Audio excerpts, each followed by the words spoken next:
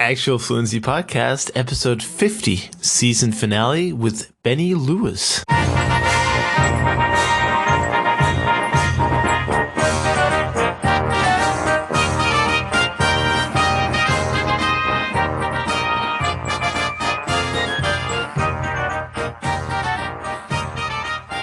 All right, everyone, welcome back to episode 50 of the Actual Fluency Podcast. This is the big one. This is the Goliath episode. It's the season finale of season 1, and I'm so excited to be here. In a way, I'm also a little bit sad that the first season is ending, because it feels like we're quitting in a way, but don't worry, we're coming back in just 4 weeks' time. We'll be back with the next season, and the next season is going to be so amazing. I've got so many great plans, and thanks to you guys for support on the Indiegogo campaign.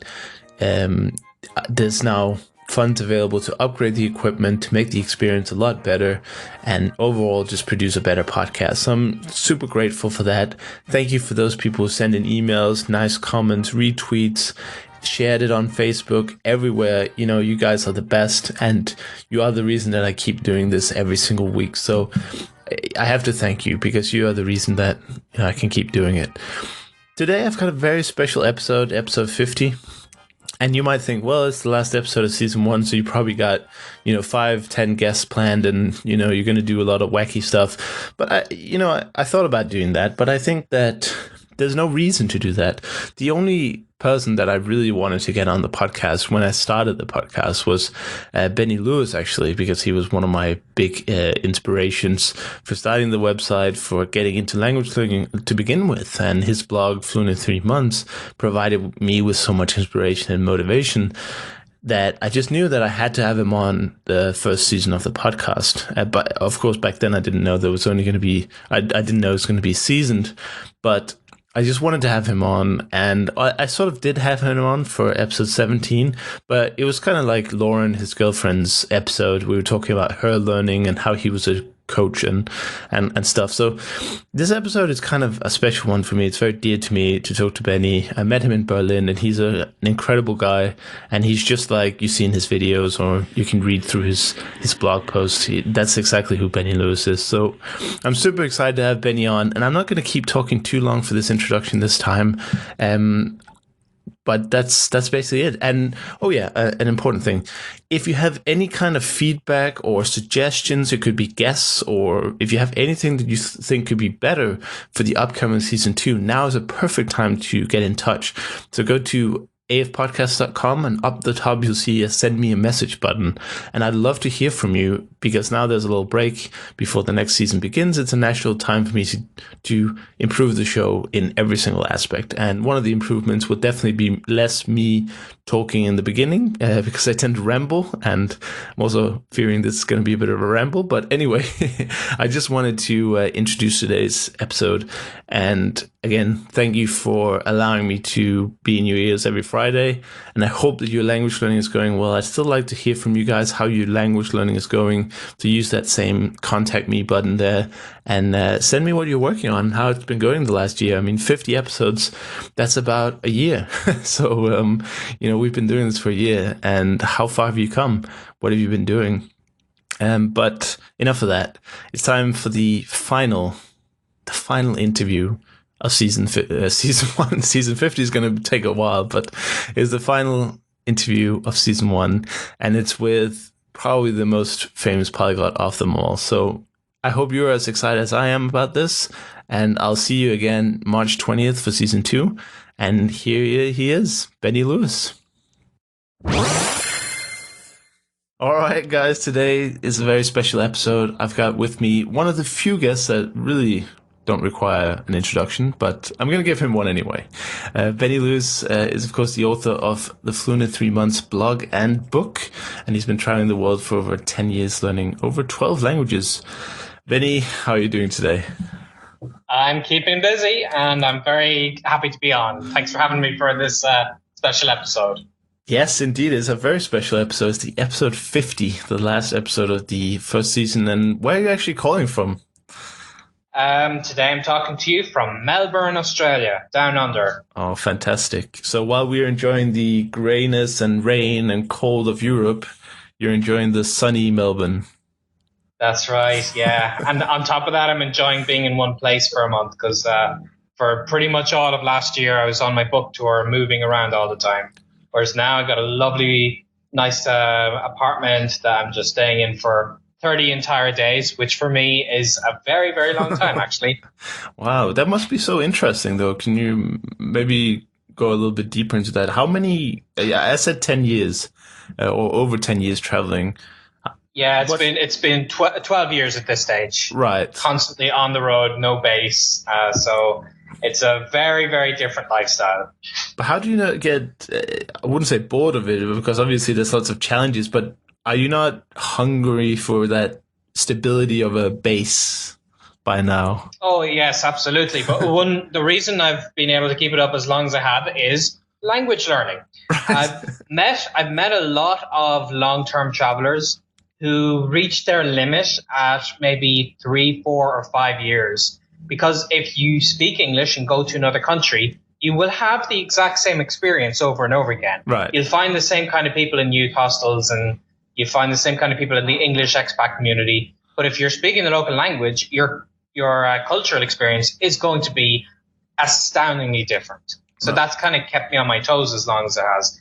Having said that, there is a limit. So of course, now I'm traveling with my girlfriend Lauren, and we've kind of figured that next week or next year we're going to slow it down a little bit. I mean, we'll still always travel, but we want to at least have somewhere to call a base, you know? Right. And of course, a lot of people get inspired by this way of life. I was personally inspired by it for a while.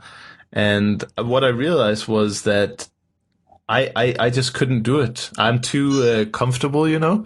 So I'm more better off just getting an apartment somewhere in a country that has nice airline connections, and just staying in the country for a month or however long I want to, and then always having that home to go home to.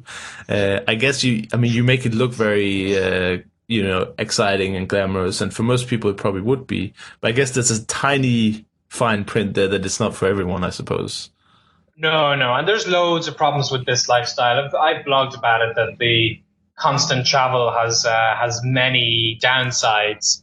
And like I said, I'm actually even just for 30 days, I'm relieved to be in the one place, and I'll definitely look forward to actually owning furniture and instead of always having to travel with a laptop, because a laptop is great, but I do a lot of high power stuff. Mm-hmm. So I actually have to buy a new laptop every year because I wear out my laptop so much. Wow. Whereas it wouldn't happen with a desktop, because desktops are more versatile, more powerful. They don't have to cram the space in. They don't have to have a tiny fan. I actually have literally melted some of my computers. I've used them so much. Wow. So, but I have no choice because I'm traveling. I can't buy a desktop. So, there's all these little things, and then there's, of course, the sense of community, because when you move on, you don't get to, you will get to, I do have long-term friends, and there'll be people I'll be seeing at the Polyglot gathering that I look forward to seeing again. And there are other events and other communities that I do get to see who travel a lot. But ultimately, when you live in the one place, you are part of a community. Mm-hmm. And that is, so I consider the last 12 years to be an education helping me for a longer term lifestyle. Right. And for a traveler who's seen so much, how do you choose a place to live? Oh, that's easy. We've decided we're going to move to Antarctica for for the long term. You know, yes. That way we don't. When I announce it on the blog, then nobody's going to complain to me that I haven't. That I've been biased towards one continent. Right. Well, you need to see them all, right? Yeah, you need to see them all. That's right. Obviously, we'll come to that decision logically and thinking, weighing all the pros and cons. You know. Yeah. Fantastic. And of course, a big part of the Fluent 3 months blog or experience almost, I mean, it's not just a blog, let's be honest, has been encouraging language learners. And it's something that you've been sort of doing from day one almost. What do you Yeah, think? that's right. So it doesn't really have to be about the travel, as people would have seen last year. A lot of people told me their favorite project was Lauren's Esperanto project, Right. and that one we were traveling. Like I was on my UK book tour at the time, but the travel aspect of it was kind of irrelevant. Just that we were showing her progress, and then we ended it in the Polyglot gathering. So this is why I can definitely tell people the language learning aspect of the blog will continue forever if I have any say in it. Right. Yes. Yeah. I remember there was some confusion, or maybe not confusion, but some people said that, is this really a language blog or a travel blog? And then you won the, what was it, Geographic? Yeah, National Geographic. Traveler of the Year. Didn't help your branding there, but of course, it's an integral part. And I'm sure a lot of people would like to do traveling and language learning. And so of course, that's fantastic. And of course, the Esperanto experience with Lauren, we had a chat about in Berlin. And people can watch that as episode 17, I believe, but don't hang me up on that exact number. But it's around those numbers, and we talk about how you took on a tutoring role and sort of, or maybe more like a coach, really. That's right. Yeah. And how that really boosted her Esperanto quickly. And I must say, she did really, really well. For a sort of first foreign language experience, and to even Esperanto to speak so comfortably after just 6 weeks was really impressive. Yeah, that's right, and it was her genuine first foreign language learning experience to that intensity, and I think she did a great job. And but the thing is, she felt the same struggles that a lot of beginners feel. And anytime we were about to upload a video, she would say, "Oh no, everyone's going to laugh at me." And I feel a lot of people related to that, and they saw the mistakes she made in the first videos, and how maybe I would say something to the camera in Esperanto, and she wouldn't understand it at first, and then that changed. And I think that's important for people, and that's for me been one of the most important messages of Fluent in 3 months. Is I've shown people the entire process of, you have to start from somewhere. You have to be a beginner. I've uploaded quite a lot of videos of me being a pretty bad beginner in a language, and then showing that evolution does happen. Yeah, I love some of those videos because I don't know if it's just me, but I almost couldn't watch them because it's like I felt your pain. I could sort of connect with your situation. I was like, "Oh no, Benny, what are you doing?" And the poor Japanese tutor, or whatever, sitting there waiting 10 minutes for one word. And that's right. Yeah, it was just. I mean, it's a great experience, and I'm sure people really appreciate it. And also, you recently put up the Indonesian video where you just basically showed, well, this is my entire first lesson, and I only practiced it for two hours or something.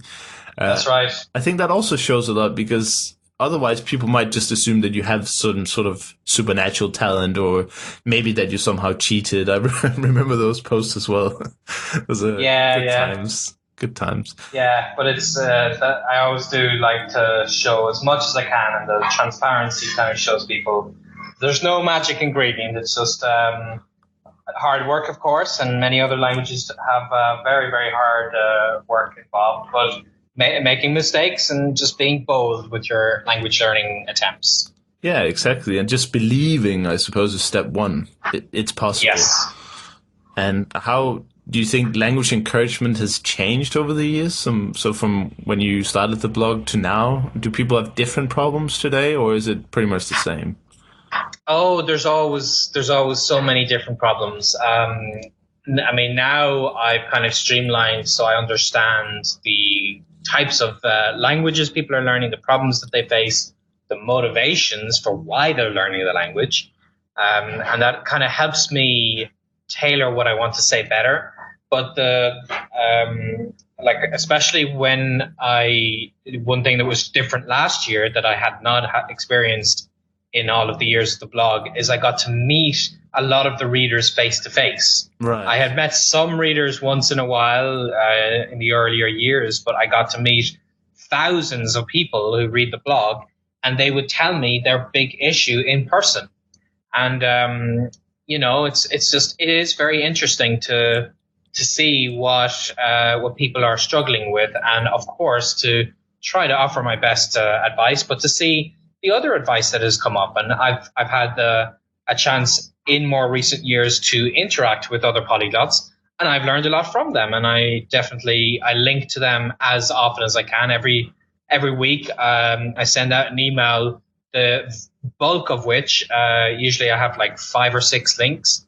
And pretty much all of those links are to these other polyglots and these other bloggers and all the amazing things that they're talking about. Because there's so many things to learn, and I definitely feel I can help people as much as I can. But there are many other language learners out there with wonderful things to talk about. Definitely. What's the most often asked question you get when you met people on the road?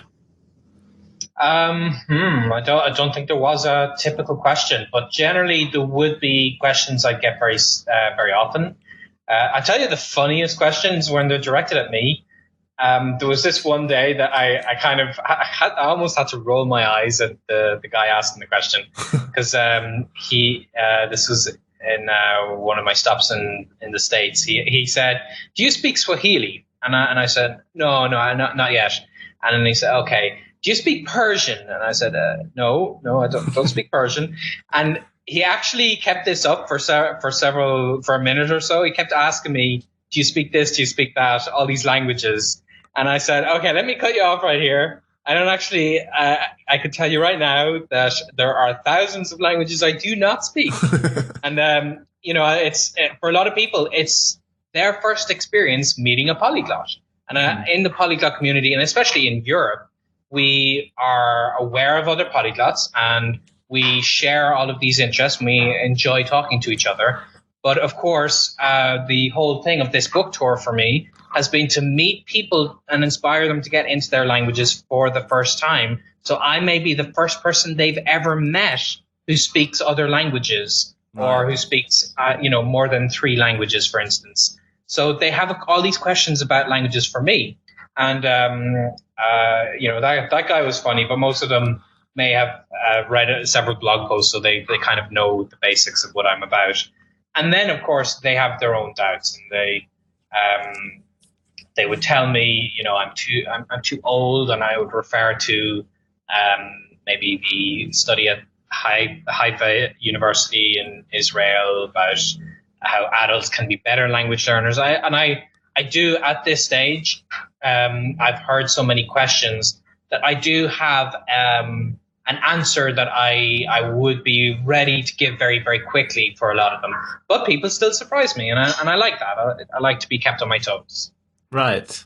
So you think in an overall sense, the difficulties language learners have not really changed since you started, at least? The difficulties are the same. People have a lack of confidence. They feel that they don't have a good memory for vocabulary, that their pronunciation is going to be terrible, that specific aspects of the language, like the 3 genders in German or the tones in Chinese, they feel these things are holding them back. And it's my job to give them a little bit of a confidence boost so that they know it's not as bad as they think.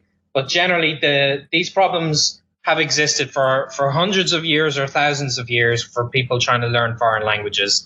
It's just they're not confident in their abilities, and they feel like they don't have whatever it is that they want to have, that they're too old, they don't have the language gene. All of these things that you'll hear people say, I think they will continue saying it as long as being a polyglot is a rarity, and that's something that I'm hoping to help a movement to change. Right, and that movement has pretty much exploded in the last, maybe half a dozen years or so, with suddenly conferences everywhere, workshops, like you mentioned, countless bloggers and a lot of people providing this sort of insight into what was probably before a very obscure subculture. I can't say, but because I wasn't part of it back then. But what do you think we as a community as a whole can do to promote learning languages in the best possible way?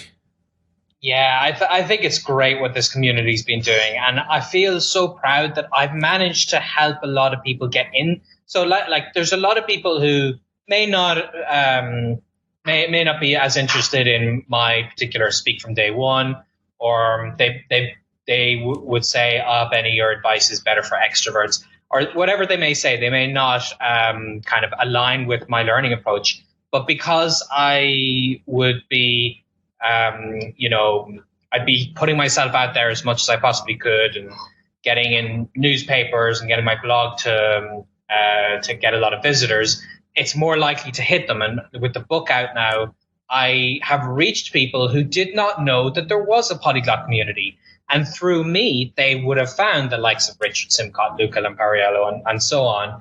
And I feel that that's really great. And that's what we can do, is we can just try to get ourselves out there. So like you're doing with this podcast, and what a lot of the better known polyglots do with their YouTube channels. And this is what I'm trying to do, is trying to talk on, like this morning I was on the radio here in Melbourne, just trying to get the message out there that it's not about being a rarity, that being a polyglot is a wonderful thing that is open to many people.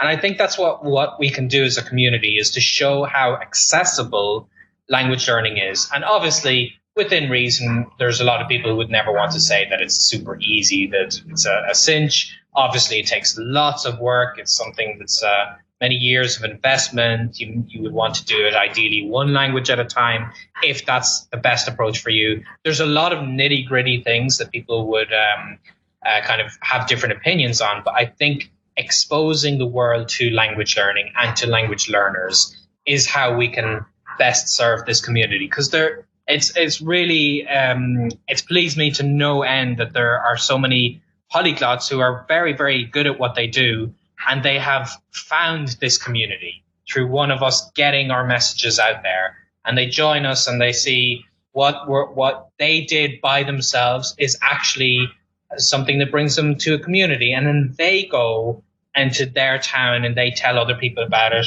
and they may discover new language learners. So it's a wonderful thing, and I really love the transformation that's been happening in recent years.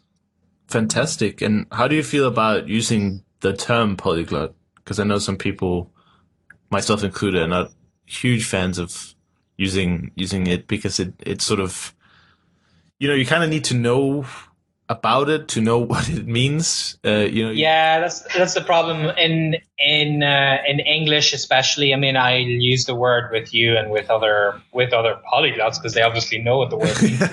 But in English-speaking circles, it is simply not a common word. So if you say that word, people don't know it. So I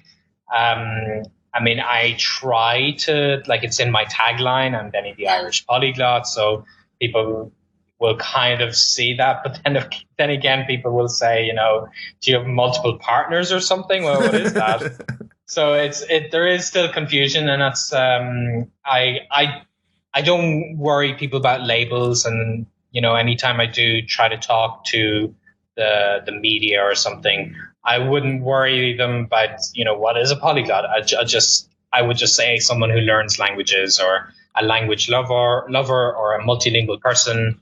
I don't think it's so important. And then of course there are people who would maybe decide, oh, are you a polyglot if you have C2 level in all these languages, or if you speak them at certain other levels. And there's all this disagreement, and I don't really involve myself in any of that.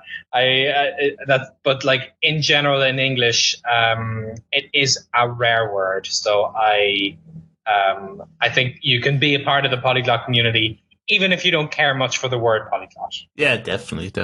It's just I was just thinking, if we want to spread it to as many as possible, I find it a bit of a problem that everything about the community has that prefix, like the polyglot gathering, the polyglot. Yeah, and that is a problem that the organizers of the polyglot gathering have had to face, is that a lot of people have kind of apologetically written an email saying, I'd really love to go, but I'm not a polyglot. I only speak I've only 3 or 4 dabbled in, languages. yeah. Is that And enough? is that enough? And I loved what Judith was saying to a lot of these questions.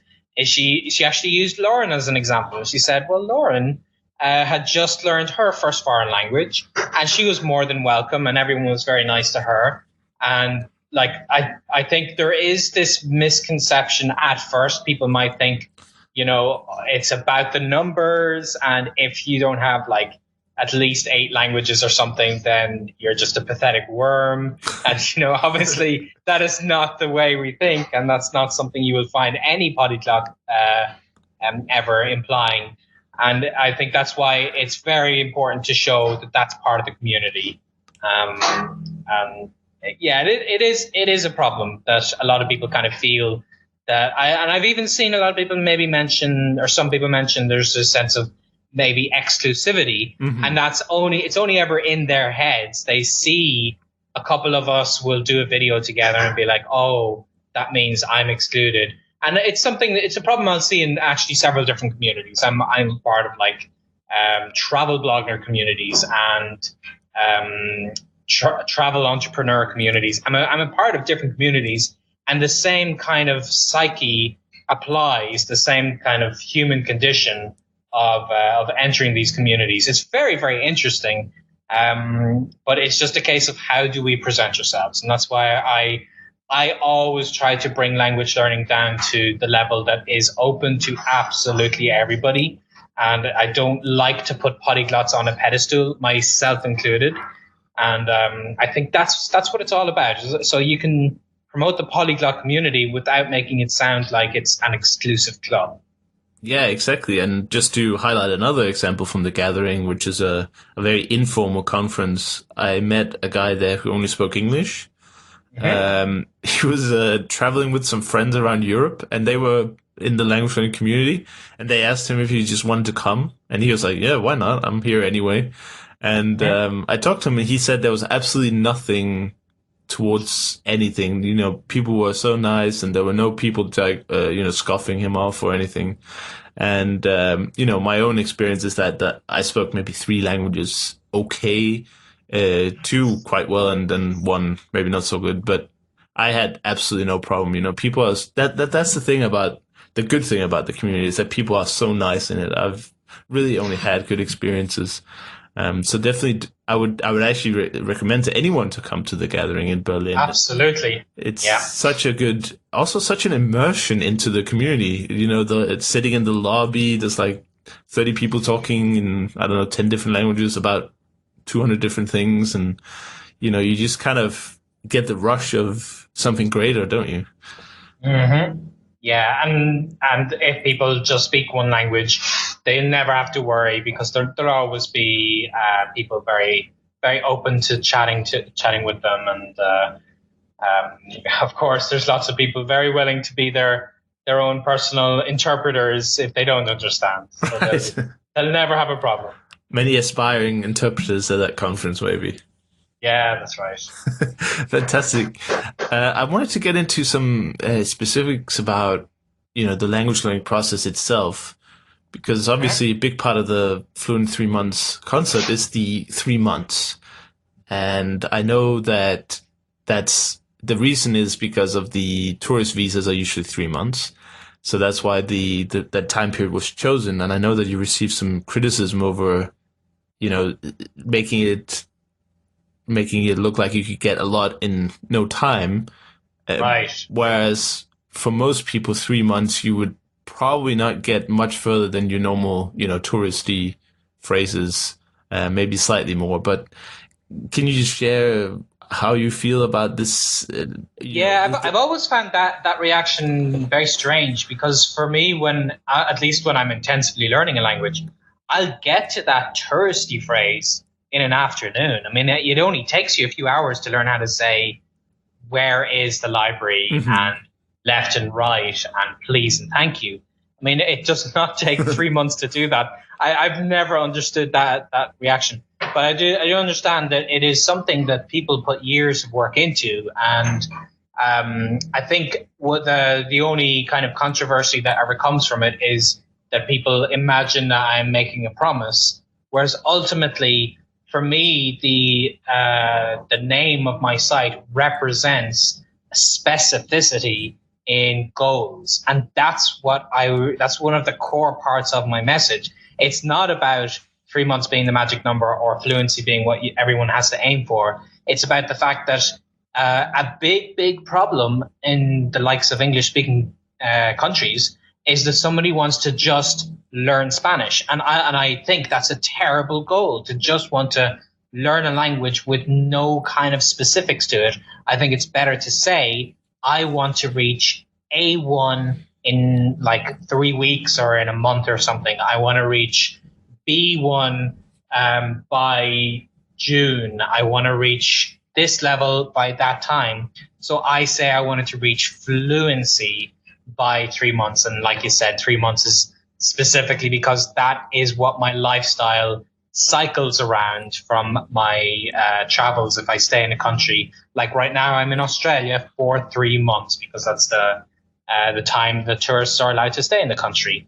So it really, I feel it's something a lot of successful polyglots do, even if they wouldn't have as short a time scale as 3 months. They still decide, okay, in November, I'm going to sit the C1 exam. And that kind of defines all of the work they're going to be doing. And they have a milestone to aim for. And this is something I talk about so much. And I know it will kind of ruffle feathers, but the idea had to be emphasized with an example. Mm-hmm. So I could have called my website specifictarget.specificdeadline.com, but it just doesn't have the same ring to it. So I, had to give an example. Right. And the example is relevant to what I happen to aim for, but there are pretty much nobody in the community is necessarily aiming for my specific targets, but that's not what the community is about. And I feel anyone who reads my posts and watches the videos will know that what I talk about is to encourage people to learn languages and to help them and to give them the best tips. So right. Yeah, that's the whole kind of. There are many people who would be learning languages in like 9 months to lesser levels or greater levels, and I always say that's what they needed to do. That's what's relevant to them, and that's what the most important thing is. Exactly, it's always personal.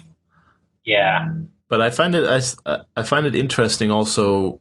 When you put up I read a lot of your missions, a lot of the languages during the years, and you were obviously very successful at these missions in spite of your sort of monoglot beginnings, if we may put it that way.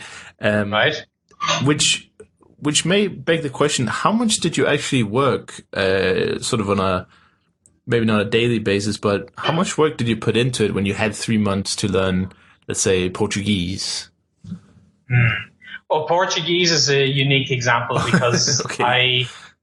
Portuguese was the one that I genuinely didn't have to work. That's it's the one time in my life that I was very lucky, because before Brazil, I was in France and I worked at an extremely well-paid English teaching job that gave me enough money that I could just go to Brazil and like not have to worry about working. So that's a unique example. But every other one, I had to work a lot. Like in my Italian, I had to work 63 hours a week while I was learning Italian. Right. And then most of the time, like for the first year and a half of the blog or so, I worked as a freelance translator, and that was well over full time. That was at least 50 hours a week. So I worked a lot, but the thing is, I essentially, if you're awake for 24 hours, you're sleeping for 8 hours, you have 16 hours. If you're working 8 hours a day, what do you do the other 8 hours? And I just decided to make living the language the priority for that other 8 hours a day. And that other 8 hours turns out to be another kind of full-time working schedule, but it doesn't have to feel like a full-time job, because maybe I would socialize in the language, or I'd watch a TV show in the language, And then, of course, I would have to study. I always have to, learn vocabulary. And then later on in the language, since that's when I prefer to do it, I would be tidying up my grammar and doing exercises and so on. Or I'd be getting private lessons if I'm getting it on Skype because it'd be cheaper. So you do all of these things, but you just pour every spare second of your time into it.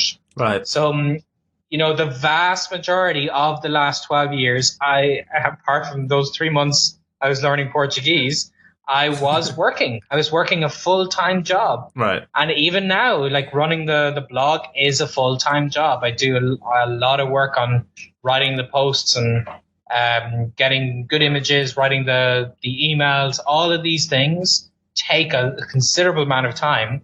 And I still make sure that I'm like this at the moment. I'm focused on improving my languages and getting on Skype and using them.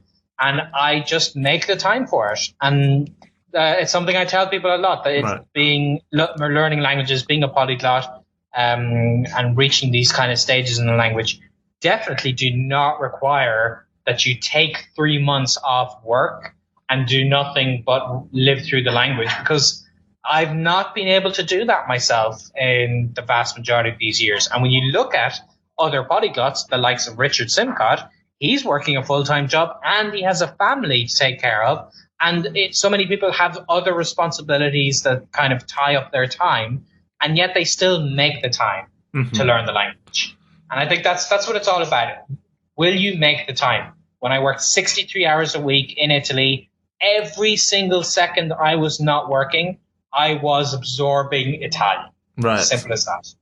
That's fantastic. And really underlining that, languages don't come to you via some kind of, through a dream or osmosis or something. It really requires lots of work, one way or the other. I mean, obviously it's not as mentally draining to be socializing compared to desk time, but you still need to put in a lot of hours. And if you want to do it in 3 months, well, like you say, then it's probably, you probably have to breathe it and live it, right?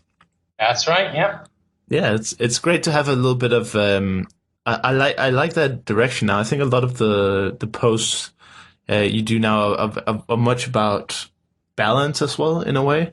Whereas it's easy to get caught in not a fairy tale, but you know what I mean. It's very easy to get a bit allured by, oh yeah, I'm gonna learn 20 languages in 5 years or something, and then you wake up the next day and you realize, well, I better open a book or something. Yeah, no, I've found that the realistic posts, the post about the hard times, these are the posts that people actually appreciated the most. Like during my Chinese project, people's favorite blog post, I mean, their favorite video was probably the first one where I was a stumbling idiot. And, it just kind of emphasizes that everyone has to start from somewhere. But the favorite blog post was where I described a typical day learning Chinese and how frustrated I was and how it was a struggle and I was having a hard time. And, it wasn't all fun and games. And even though I do talk about socializing in the language, I wasn't able to socialize because of the different cultural gap. And that kind of, people appreciated that because I think just kids just saying all the time, oh, everything's amazing. Right. And I'm having a blast 24 hours a day. It would give this kind of happy, everything is wonderful persona to the blog, but it wouldn't be realistic. And people do like to see the struggles and the realistic parts because they have to deal with them themselves. And if I told everybody learning language was easy, you'll sail right through it, then as soon as they reach their first problem, they think, oh, maybe I'm not good enough for this. And that's just not helpful. So I do like to share the ups and the downs. Keeping it real. And about hard times, one of the reasons I devoted myself to the polyglot community or learning languages in general was because I was in a very bad spot mentally, and my focus on the blog has sort of been, how do you go from feeling like crap and it's hard to get up in the morning, just getting up out of bed is difficult, to actually becoming productive and actually doing something with your life that can lead you to amazing places. So I guess the follow-up question to that is, generic advice like how to set goals and how to do vocabulary and all these practical tips, how do people who struggle with life in general, how do they learn languages on a sort of consistent basis? Do you have any specific tips for people who don't have that mental, maybe extra energy to just block out, let's say, just do it all the time because they don't even feel like getting up from their chair or go out eat or run or go to school? How do you then get Right. the energy to learn languages? Even you really want to. It's just the energy and I guess deep down is some kind of motivation.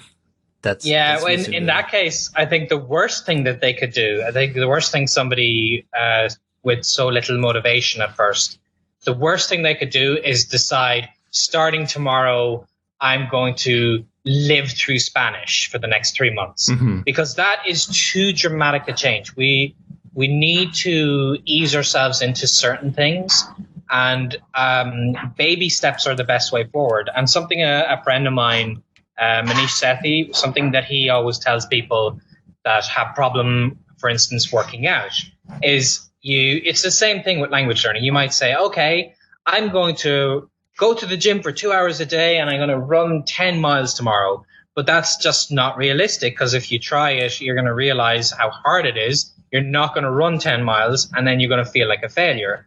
So what you do is you start with little baby steps. And he tells people what he does is he just very simply decides that he's going to go to the gym and not even like attend the gym, just physically walk up to the gym and like check in and then walk away. And he says like that's literally the only thing he has to do today.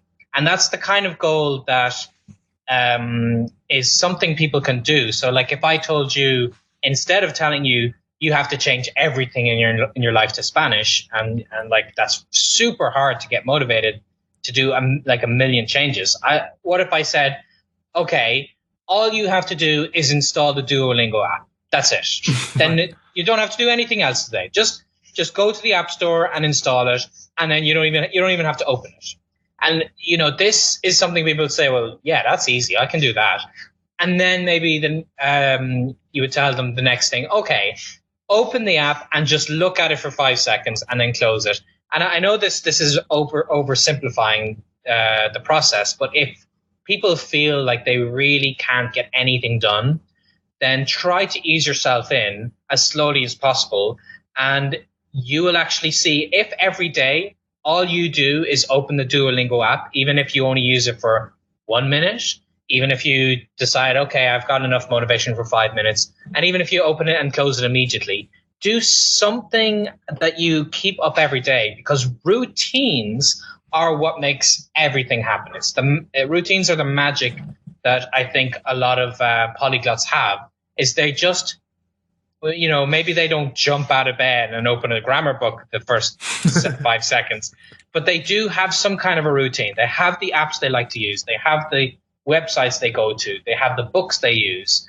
They have the people they call. And each one of these routines, they have gotten into them separately, either gradually or a little faster. But somebody who lacks a lot of that kind of drive doesn't have to do it all at once. Just do one thing. And maybe if you expand on that, and if you were just to open the Duolingo app and for the next 6 months, then maybe most of the time you'll actually use it and you learn some basic Spanish, and you learn, okay, Duolingo was a good start, but maybe I'd be better with this other thing or this other thing. And this for me has worked for pretty much any life goal. And like I, for instance, I'm trying to run a marathon this year, and I was not ever able to jog more than like a minute. And I took it in baby steps instead of thinking I'm going to run a marathon in 3 months. I figured that's not something I'm good at. I've learned over the years to be good at languages, but I can't run a marathon in such a short time. But maybe I can run 5K. So I train myself to just run for 5 minutes and then stop, and then for 6 minutes and then stop. And I built myself up to the 5K and then to the 10K. And now I'm already aiming to do the half marathon. And it's the same kind of thing I said a few minutes ago about specific goals, specific deadlines.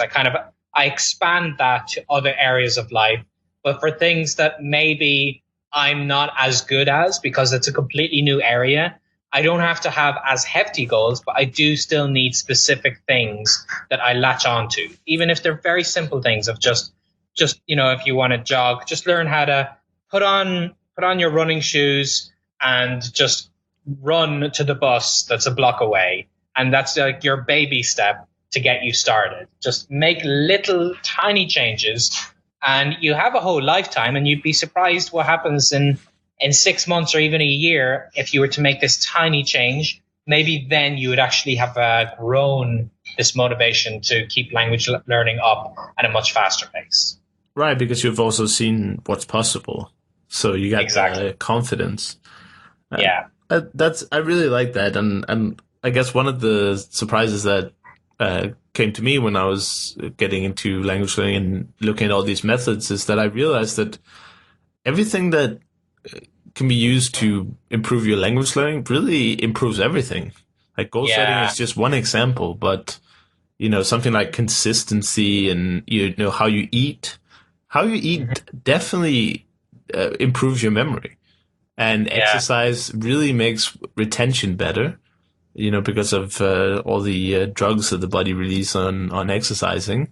That's why if you had PE before a certain subject in school, you might have done better in that subject than any other subject, because after exercise, the brain is just so much more alert and awake, which makes sense. If you're a caveman and you're running from a dinosaur or something, then after you're done running, dinosaur. I don't know. What do you run for anyway? But you run from. Let's say a tiger. Okay, you run from a tiger. Well, dinosaurs are just so much more scary. But anyway, you run from a tiger, and you get all those drugs running around your system, helping you to perform more.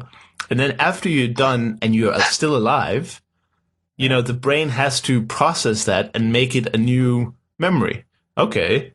I don't go and poke the lion. So it learns it better after the exercise because you're in this alert state. I mean, that's my theory anyway, but there's absolutely no scientific proof of any of what I'm saying, but it sounds nice, I thought. No, it's very, very true. There's a great connection between eating well, exercising well, and you do. I've found at least that exercising helps me to be more efficient. If I start my day with a little jog, the blood flows to my brain or whatever it may be. I can think clearer for the rest of the day. So there's a great alignment with living well and learning well.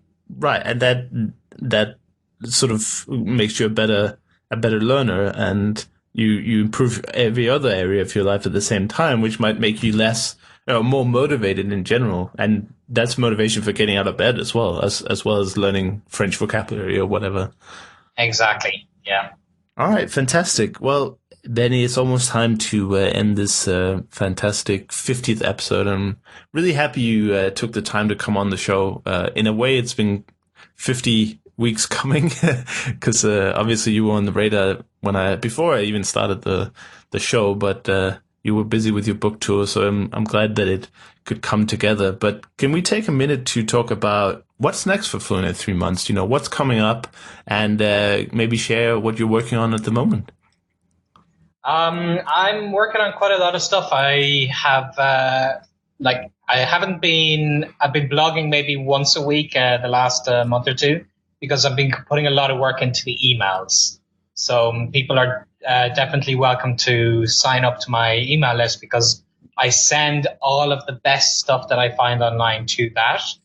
And I'm starting to send language specific stuff. And I'm very pleased because I've been asking people what languages they're learning. And I see that I now have a chance to email everyone who's learning Irish or everyone who's learning Esperanto.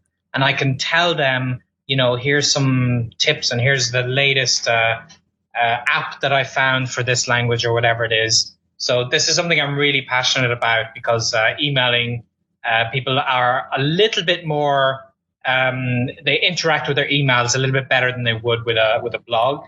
So I've expanded in that way. And since last year, I was doing so much with the book tour, apart from Lauren's project. And as you saw, the Indonesian update I gave, I didn't really have any time to do so much YouTube uploading. But I am looking forward to getting back into making lots of great videos. And I've even got a contact at YouTube who's giving me tips for how to expand your channels. That's pretty cool. And I've got quite a lot of interesting stuff on the horizon.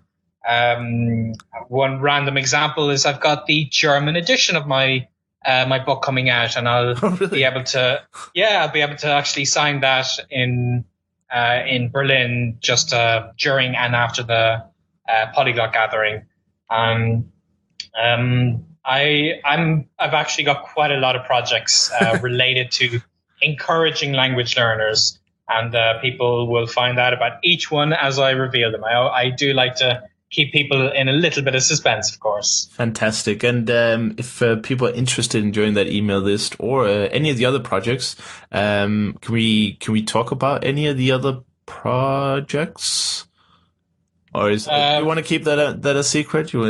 Yeah, people will find out when they join me in my email list. I'll tell them all about everything else. Okay, well, I can just say it's a very exciting program or programs. Definitely one of them I enjoyed because I'm your typical bad person at that. What it taught. But if people are interested in the email list, and I can totally recommend the email list. I've been on it for God knows how long, but there's always something interesting coming. Lots of nice links to the other blogs. But if you're interested, go to actualfluency.com/Benny. And I made a little write-up post of what's been going on, and also included some current discounts. So go check that out if you're interested. Yeah. Fantastic. And Benny, do you have any last shout-outs here on the cusp of the first season? You're actually, you know what? I'll let you end the first season. How's that sound? You get a little minute of that's your time. You can say anything, and that will be the end of the season. Okay. Well, I'll be cheesy and I'll end with everybody's favorite quote in language learning, or many people's favorite, and I'll say, as Nelson Mandela once said, "If you speak to a man in a language he understands, that goes to his head. If you speak to him in his language, that goes to his heart."